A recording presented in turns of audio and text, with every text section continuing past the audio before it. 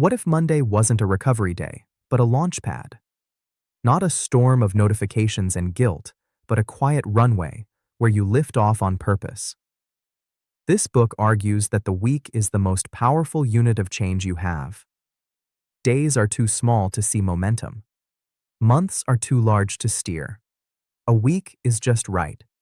With a simple operating system, you can start strong, course-correct midstream, and finish proud. Then do it again without burning out. The shift begins with a new story about success. You don't need a perfect week. You need a repeatable one. Goals set your direction, but systems create your progress.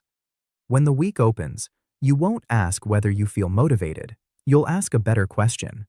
What is the smallest, meaningful action I can do now that moves the real work forward? That single choice breaks inertia, and inertia is what most people mislabel as laziness. The author's week starts with a reset ritual the evening before or first thing Monday. Clear 1 square foot of space. Put your tools where your hands will find them without thinking. Breathe a little slower than normal. Write 3 lines. What mattered last week? What dragged? What would make this week feel like a win if it happened and nothing else did? This isn't a diary, it's a launch checklist. When you write it down, your brain stops arguing and starts executing. From there, you define your North Star for the week. Choose a single theme that helps you say yes and no. Deep work. Hiring. Repairing relationships. Shipping V1 of the project. The theme doesn't erase other tasks. It simply gives priority a spine. With that spine in place, you design the calendar instead of letting it design you. Cluster meetings on fewer days so you protect long blocks for building. Guard 2 golden hours each morning for the work that actually moves the needle. Put your phone in another room during those hours. You're not weak if you're distracted. You're human. Make focus the easiest option. Messages get their own boundaries. Turn off the faucet when you need to think. Open it on purpose. Triage in batches. Most mail is not work. It's other people's plans for your time. Touch a message once whenever possible. If it takes a minute or two, close the loop now. If it needs a real decision, drop it into your plan with a clear first action so it stops gnawing at your attention. Each morning begins with a fast warm-up. Water. Light. A minute of quiet breathing. Then a glance at your theme and your 3 must-moves. Choose the first domino, the task that makes the rest lighter. Begin before your brain has time to negotiate. Work in short, honest sprints. End each sprint by writing the tiny next step so tomorrow begins with motion instead of dread. This is how momentum survives bad days. Planning isn't control. Planning is compassion for your future self.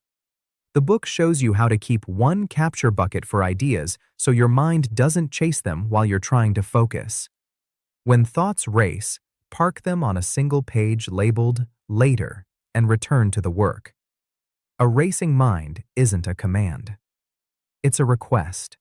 You're allowed to say you'll come back when it's time. Energy is the real currency of the week, so treat your body like a teammate. Protect a consistent sleep window. Get sunlight on your eyes early. Move daily in a way you'll repeat. Walk after meals. Lift something heavy a few times. Keep caffeine as a tool, not a lifeline. When your energy dips, run a 5-minute rescue. Breathe slowly. Drink water. Take a short walk. Review your theme. Start the smallest step. Small restarts beat heroic comebacks. The book's most practical idea is the minimum and ceiling rule. On rough days, you do the minimum. A tiny version you can always manage. A single page, a 10-minute block, 1 outreach, 5 push-ups. On good days, you respect the ceiling so you don't boom and bust. You leave some fuel in the tank. This rule saves careers because it turns streaks into a lifestyle instead of an accident. Meetings become productive when you treat them like decisions with voices rather than free-form conversations. Begin with the point in 1 sentence. End with who does what by when and how you'll know it happened. Invite dissent on purpose before you lock the plan. If you run the room, give speaking space to quieter voices first. If you're attending, aim to add value in a single clear line early, then ask a question that uncovers unknowns. Relationships ride on small, steady touches, not rare grand gestures. The author schedules short check-ins with the humans who matter most: home, team, mentors, customers, friends. A quick note that says, "I saw your effort and I appreciate it," grows more trust than a polished speech. Praise in public, repair in private. When a conflict appears, describe behavior and impact without guessing motives. Then, ask for one clear change. You can be kind and direct at the same time. Money gets a weekly look, so it stops becoming a monthly panic. Give your dollars jobs ahead of time. Automate the boring good decisions. Review what you spent and what you learned without shame. You're not a spreadsheet. You're a system. Systems improve with tiny rules, like no purchases after lights out or a short cooling period for anything you weren't already going to buy. Skill is what compounds your career, so build a deliberate practice block into your week. Don't just repeat. Design a drill, record, review, adjust. Ask for one piece of clean feedback, not a dozen. Stack complementary skills so you become rare in ways the market rewards. Writing plus analytics. Design plus psychology. Tech plus storytelling. Share your progress in public once a week. Visibility beats silent perfection. Midweek is where most plans sag. The book teaches a Wednesday reset that takes a few minutes. Look at your theme and your must-moves. Drop what no longer matters. Shrink anything that scares you until you can start in less than a minute. Decide the very next step and do it before you close the notebook. Progress loves immediacy. If these ideas are helping and you want small, clear audio nudges that keep you moving, follow Audiobook Lounge.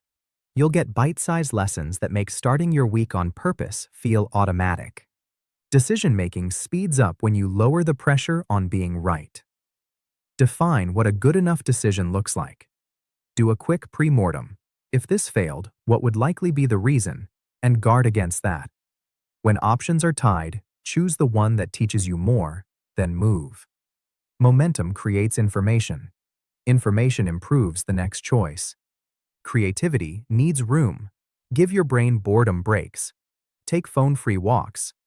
Let showers and dishes be thinking time instead of scrolling time. Keep an idea page alive and messy. Most ideas bloom when you stop shaking the tree. Home and work blend better when you use clear edges. Begin the day with a start line and end it with a shutdown. Close the loops you can. Write tomorrow's tiny first step. Leave your tools where your future self will smile, not frown. Then close the door on work and be fully where you are. Presence is the rarest luxury. Treat it as such. The author offers small scripts for real-world friction. When your calendar explodes, say, "I can do a solid job on 2 of these this week." Which 2 matter most? When someone asks for something vague, reply with a friendly anchor. Happy to help. What does done look like on your side? When you need to say no, use a doorway.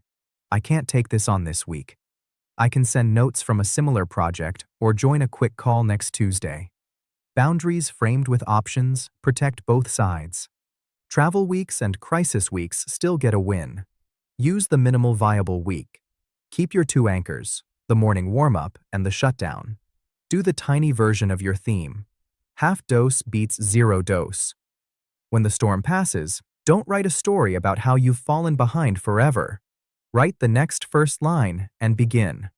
You're never more than one small step from being back in motion. Story after story shows the system at work. A developer who felt stuck moved her deep work block to early mornings and left the phone charging in the kitchen. She shipped a small feature every day, and confidence returned. A teacher ended Sunday dread by writing a 1-page plan on Friday afternoon and packing her bag before leaving school. Monday mornings felt clean for the first time in years. A freelance designer who lived in email set 2 reply windows and 1 posting hour for his portfolio. Clients started noticing the work instead of the typing. Revenue followed the attention. The book closes with a simple rhythm you can remember even when life is loud. Reset. Focus. Move. Review. Reset means clear a little space, name your theme, and prepare your first domino. Focus means protect a couple of hours where you think and build without interruption. Move means keep your body and attention steady with small breathers and honest sprints. Review means capture wins, lessons, and the very next step before you walk away. Repeat that rhythm each week until it becomes who you are. Take a slow breath. Picture the next 7 days as a small story with a beginning, a middle, and an end. In the beginning, you light the runway. In the middle, you course correct with calm honesty. At the end, you log your victories and set a tiny promise for the week to come. No drama, no perfection, just steady proof. Pick one moment in the next 24 hours and treat it like your launch pad. Pour water. Get light in your eyes. Write 3 lines. Choose the first domino. Do it before your mood changes its mind. When you finish, write the next step in a single short sentence and leave it where tomorrow can't miss it. That's how you start your week like this. Not once, but over and over until the rhythm becomes you.